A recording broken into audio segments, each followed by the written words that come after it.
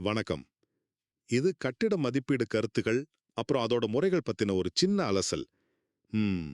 ஒரு சொத்தோட, அதாவது நிலம், கட்டடம் இதோட உண்மையான மதிப்பு என்னன்னு தெரிஞ்சுக்கிறது எவ்வளவு முக்கியம் இல்லையா? யோசிச்சு பாருங்க.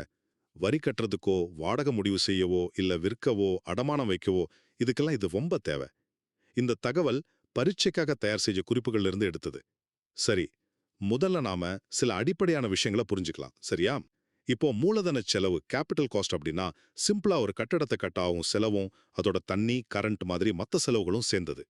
அப்புறம் வர்ற மொத்த வாடகையில கிராஸ் ரெண்ட் செலவுகளை கழிச்சா கிடைக்கிற நிகர வருமானம் இருக்குல்ல, நெட் இன்கம், அதை வச்சு முதலீட்டு மதிப்பு கேபிட்டலைஸ்ட் வேல்யூவை கணக்கிடுவாங்க. இதெல்லாம் முதலீட்டாளர்களுக்கு ரொம்ப முக்கியம்.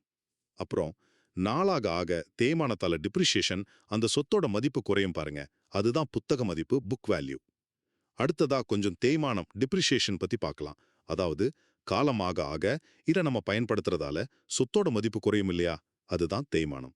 இது கணக்கிட சில வழிகள் இருக்கு. இது எதுக்குன்னா விற்கும்போது இல்ல வரி கட்டும்போது யூஸ் ஆகும். அதே மாதிரி பிற்காலத்துல அந்த கட்டடத்தை மாத்துறதுக்கு இல்ல திரும்ப கட்டுறதுக்கோ கொஞ்சம் கொஞ்சமா பணம் சேர்க்கறதுக்கு பேரு பதிலீட்டு நிதி, சிங்கிங் ஃபண்ட். இது ஒரு லாங் டேர்ம் பிளான் மாதிரி. கடைசியா இந்த மதிப்பு கணக்கீட்டுல சில முக்கியமான வகைகள் இருக்கு, தெரிஞ்சுக்கோங்க. இப்போ ஒரு கட்டடம் அதோட பயன்பாடு முடிஞ்ச பிறகு அப்படியே வித்த ஒரு மதிப்பு வரும்ல, அது மீட்பு மதிப்பு, சால்வேஜ் வேல்யூ. இதுவே அந்த கட்டடத்தை உடைச்சி அதில் இருக்கிற பொருளை மட்டும் வித்தா கிடைக்கிறது கழிவு மதிப்பு, ஸ்கிராப் வேல்யூ. சில சமயம் ரொம்ப அவசரமா கம்மி விலைக்கு விற்க நேரிடும், அது நெருக்கடி நிலை மதிப்பு, டிஸ்ட்ரஸ் வேல்யூ. பொதுவா பாத்தீங்கன்னா புது கட்டடங்களுக்கு அடக்க விலை முறையும் காஸ்ட் மெத்தடையும், வருமானம் வர கடைகள் ஆபீஸ் மாதிரி கட்டடங்களுக்கு வருமான முறையும் இன்கம் மெத்தடையும் பயன்படுத்துவாங்க.